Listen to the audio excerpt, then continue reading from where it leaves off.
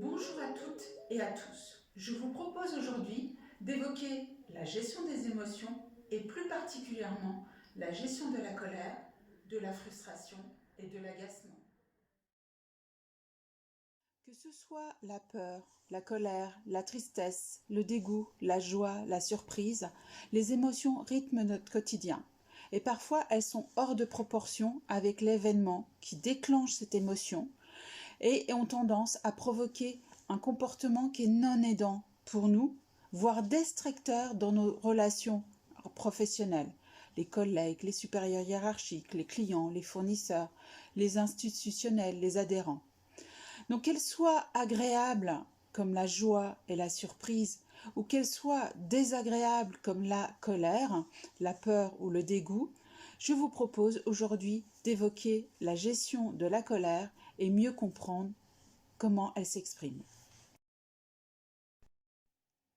La colère est souvent liée à notre besoin d'identité, notre besoin de personnalité qui doit être respecté dans nos relations professionnelles et personnelles. Notre sentiment d'appartenance, par exemple, à un groupe, à une équipe, nous permet de nous forger notre propre identité. Ou parfois, marquer notre différence au sein d'un groupe nous permet aussi de nous affirmer. Mais très souvent, notre éducation nous a enseigné que la colère était mal élevée, que ce n'était pas bien de se mettre en colère, et que si on se mettait en colère contre les autres, ils risquent de nous rejeter et on risque de se retrouver tout seul.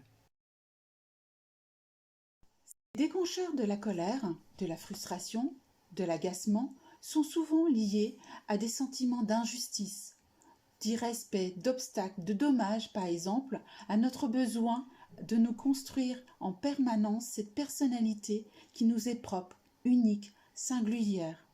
Donc on peut se dire fâché, contrarié, excédé, écœuré, énervé par un comportement d'autrui qui nous empêche de nous construire cette personnalité, cette identité qui nous va bien.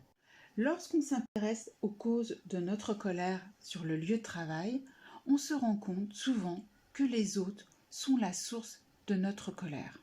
En effet, nous avons souvent tendance à reprocher à autrui de ne pas se comporter comme nous l'envisageons, comme nous le souhaiterions. Et donc, c'est générateur d'agacement et de frustration pour nous. Par exemple, nous avons le sentiment que certains comportements sont irrespectueux des gestes barrières de protection sanitaire et ces comportements d'autrui peuvent nous agacer. On peut avoir le sentiment aussi d'être injustement traité durant cette période de confinement en télétravail, d'avoir été surchargé de travail par rapport aux autres. Les causes de notre colère peuvent être liées à notre société. Par exemple, être témoin d'inégalités sociales et professionnelles lors d'un confinement. Vous avez vécu le confinement dans un appartement exigu avec des heures de télétravail très importantes et votre collègue vante son confinement en maison spacieuse avec jardin et que le travail pour elle a été très agréable. Vous pouvez avoir le sentiment d'une injustice sociale aussi. Les invisibles, les éboueurs, les caissières qui ont travaillé d'arrache-pied pour pouvoir nous servir durant cette période de confinement. Ou les éducateurs, par exemple, de maisons d'accueil pour enfants qui ont persévéré dans leur métier durant cette période de confinement. Vous pouvez être en colère aussi vis-à-vis des membres du gouvernement par rapport à la distribution de masques ou la mauvaise gestion de la crise sanitaire. La troisième source de colère, qui est beaucoup plus rare, c'est la colère contre soi. Et là, on a beaucoup de mal à admettre que parfois, effectivement, on s'est trompé sur un comportement d'autrui et on aura du mal de se remettre en question parce que là, c'est notre orgueil, notre fierté, notre ego qui parle. Donc, on préfère parfois reprocher à autrui ce que nous ne savons pas faire nous-mêmes. La colère est une émotion certes désagréable, mais saine. Elle est en réaction à un événement indésirable, actuel, de durée brève, ponctuelle, lié à une action, à un comportement intentionnel, et qui crée chez vous des sensations physiques de crispation, de muscles tendus, d'accélération des battements de cœur. Lorsque votre colère est refoulée, celle-ci va se transformer certainement en rage et en rancœur.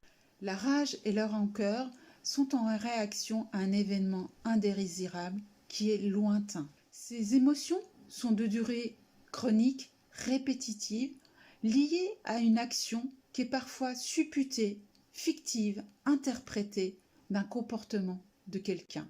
Et les sensations physiques sont importantes, comme les points de contraction intense, des maux de ventre de manière durable et pérenne.